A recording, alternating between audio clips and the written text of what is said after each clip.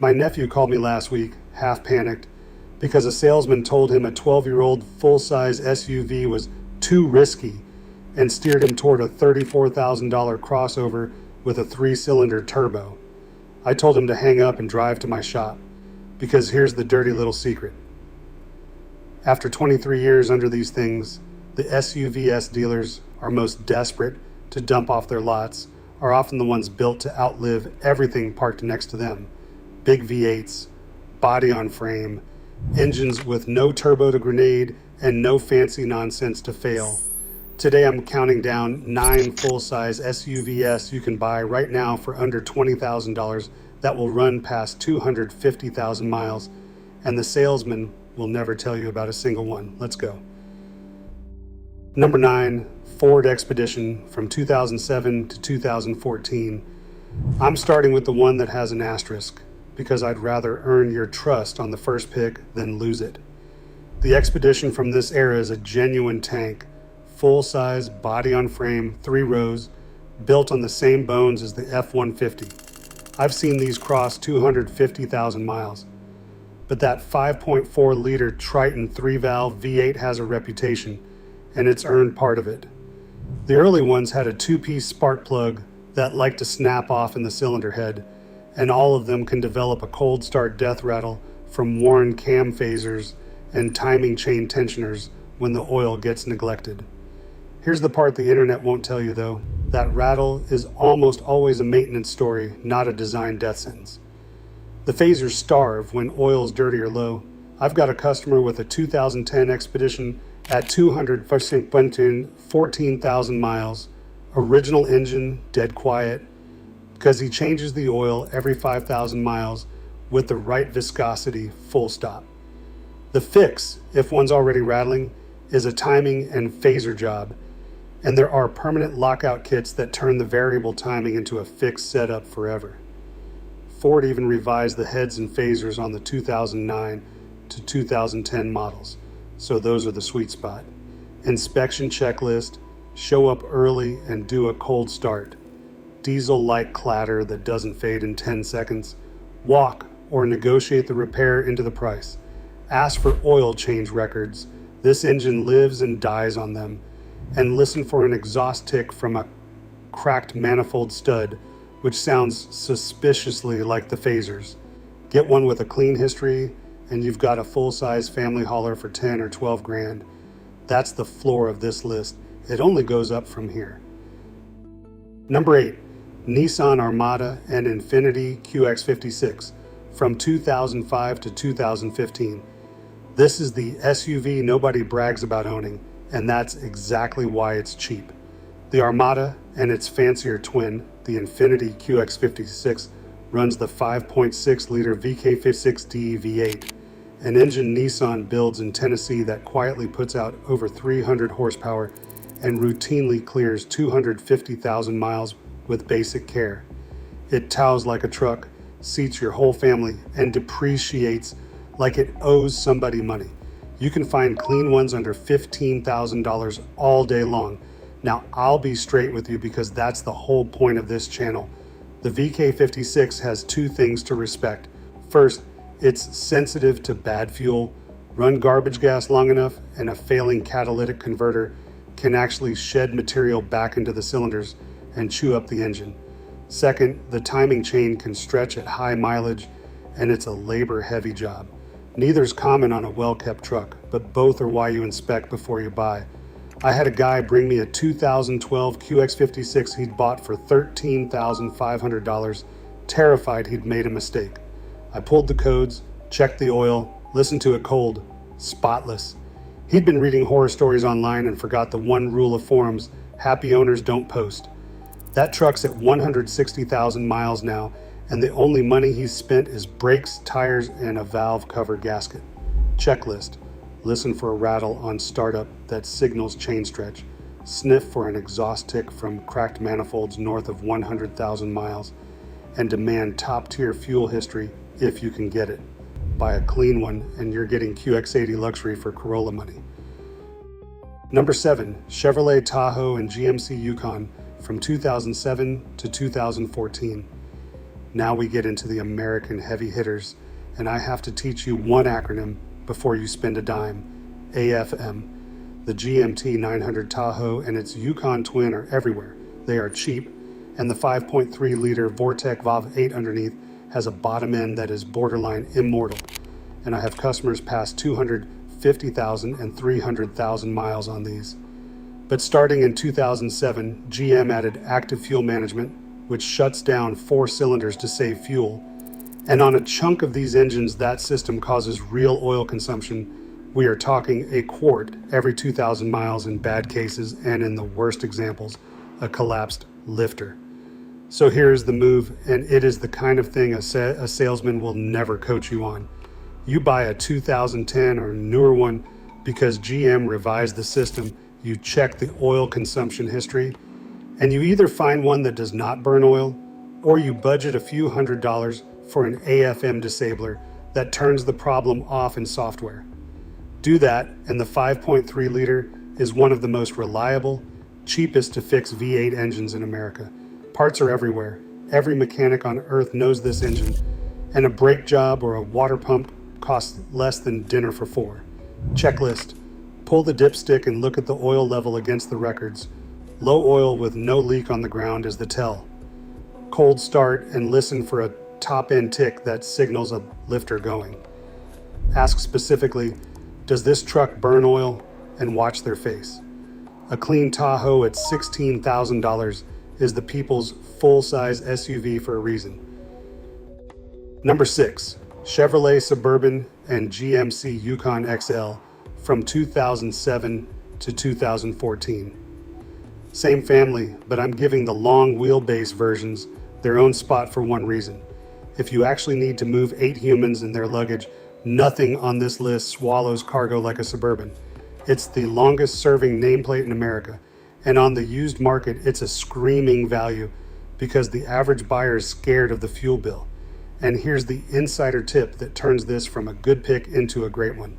The Suburban and Yukon XL were available with the 6-liter L96 V8 in certain configurations and in the 2500 series, and the 6-liter has no active fuel management, none. That's the bulletproof bottom end of the 5.3-liter with the headache deleted, plus a stronger transmission and more towing. If you can find a 6-liter Suburban, you've found the long-term ownership sweet spot of the entire GM lineup.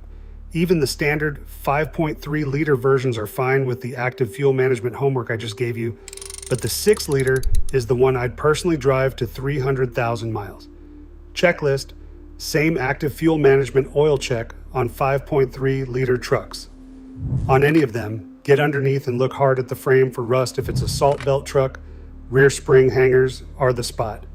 A leak down test on anything over 100,000 miles is cheap insurance.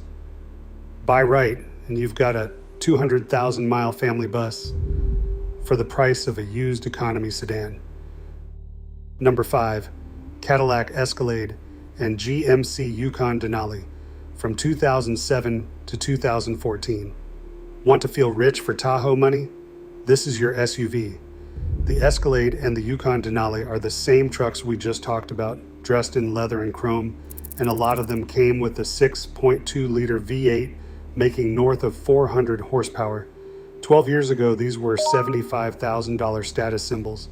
Today, a clean one sits on a lot from $17,000 to $19,000, and the salesman quietly hates it because luxury depreciation is brutal. And these scared off the badge-conscious crowd a long time ago. You still do your AFM homework. Some 6.2 variants ran cylinder deactivation, and some didn't. So you check oil consumption exactly like the Tahoe. But the payoff is enormous. You are buying a mechanically proven GM full-size SUV with a stout big displacement V8, a cabin that still feels expensive, and parts availability of a Chevy truck, because that is literally what it is underneath. I put a customer into a 2011 Escalade 2 years ago for $18,000. Her neighbors think she spent $40,000. She has spent $1,100 total, brakes, a battery, and a wheel bearing. Checklist: oil consumption history, frame rust, and budget for the one luxury tax. Air ride suspension on some trims can sag, and costs more than a standard shock setup when it goes. Confirm it is healthy or convert to coils. Otherwise, this is the most car for the money badge flex on the entire list. Number 4, Toyota Sequoia, first generation from 2001 to 2007. Now the list changes character, and I want you to notice the pattern that's about to form.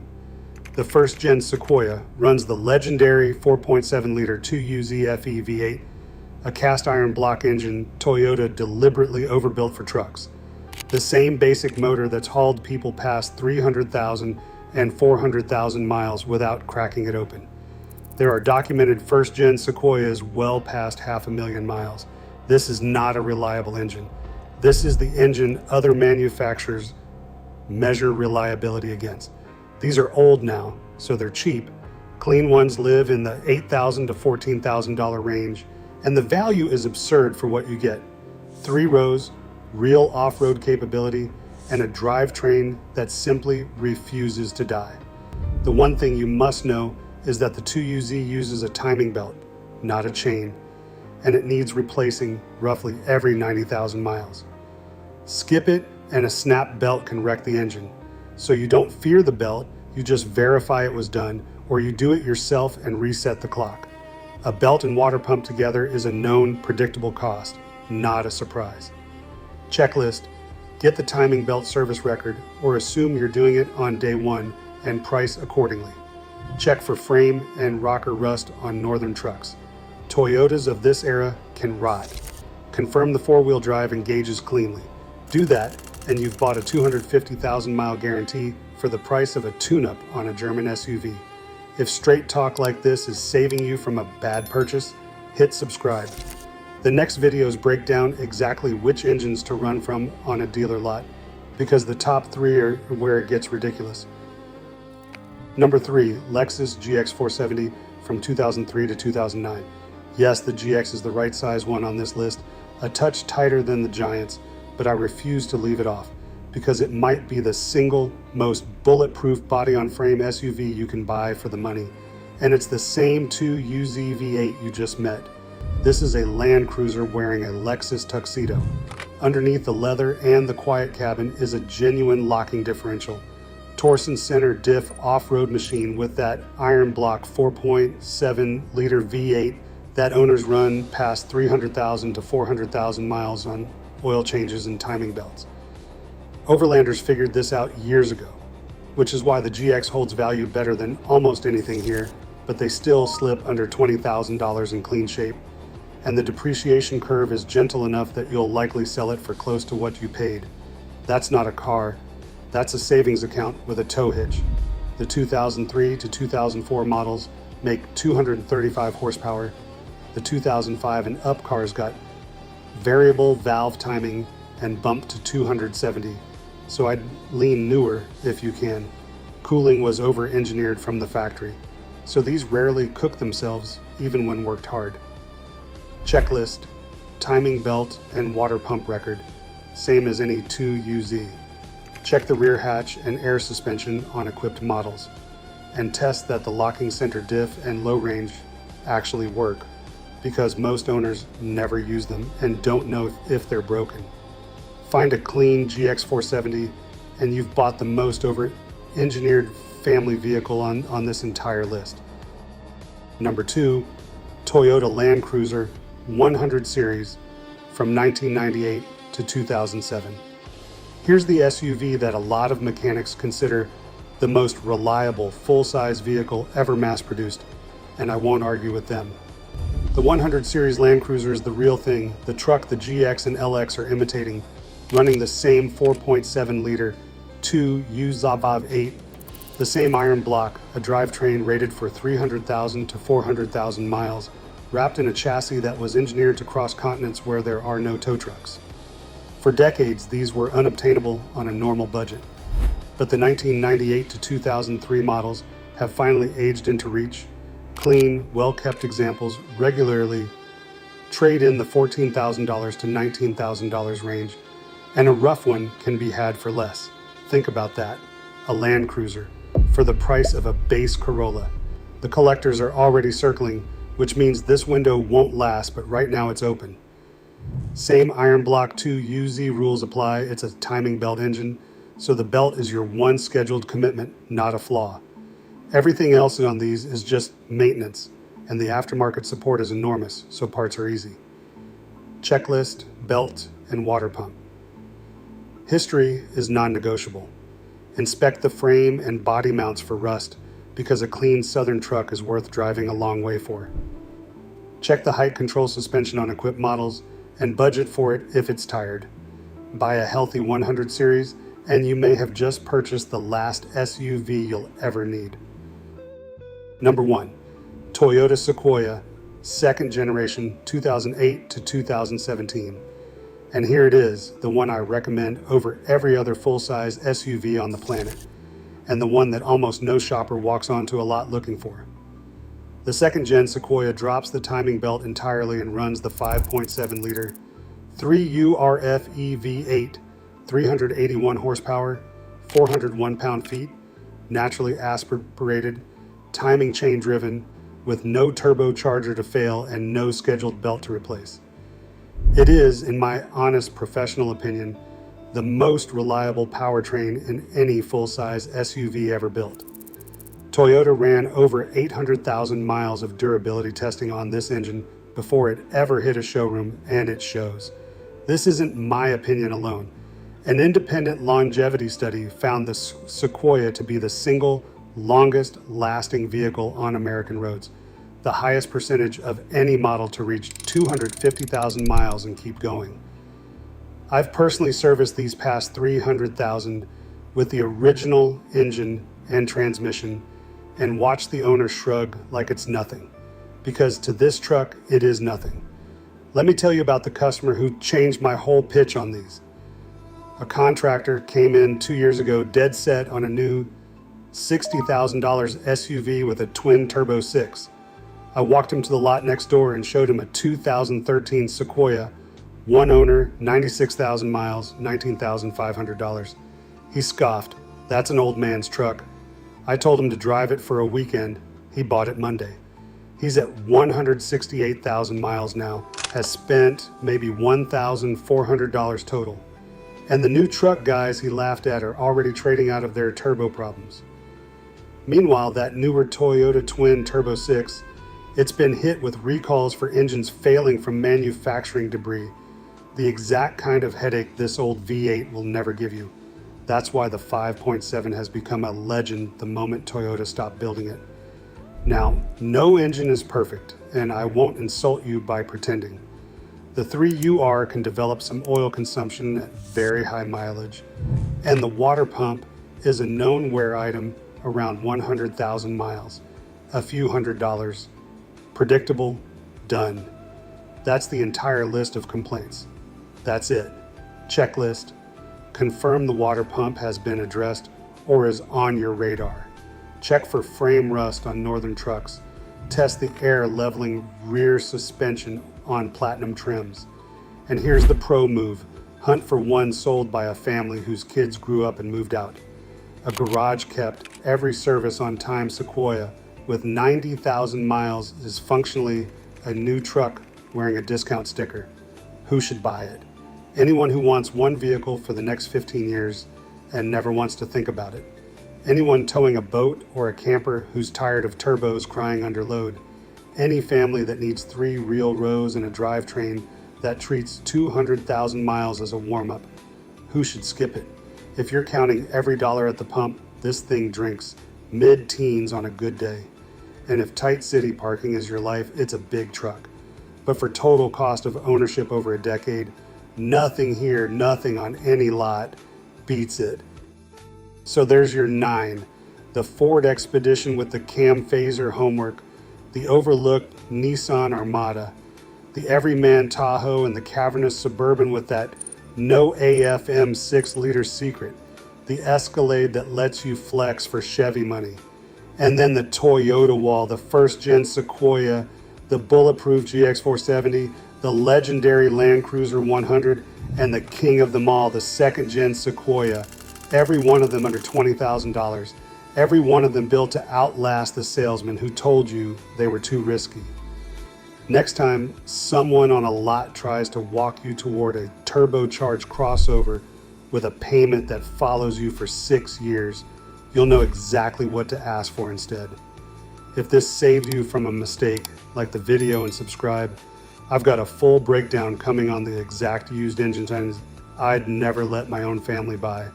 Drive safe, change your oil, and that V8 will carry you to 250,000 miles and beyond. Take it or leave it. I'll see you in the next one.